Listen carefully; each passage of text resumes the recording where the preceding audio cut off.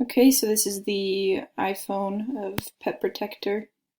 If you get started, you'll see your account and your information.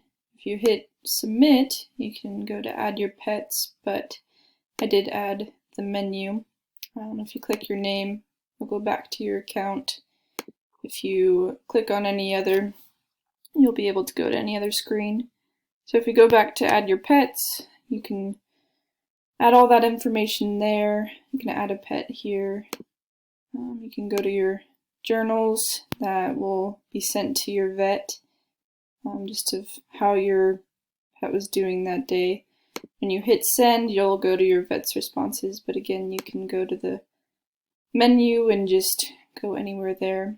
With reminders, you have your calendar that you can edit.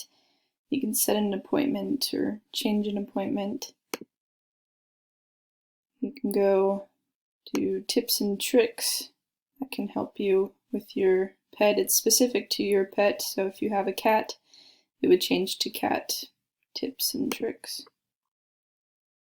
But go to your pet's memories and you can see your medical records, the shots that your pets have had, past appointments, past grooming, just different things that can help you remember things about your pet. With the tablet, this is for the vet. When you get started, you can see the profile. Again, added a menu bar here. See your patient's newest to oldest. You can see your schedule. Obviously, it has more than with the clients.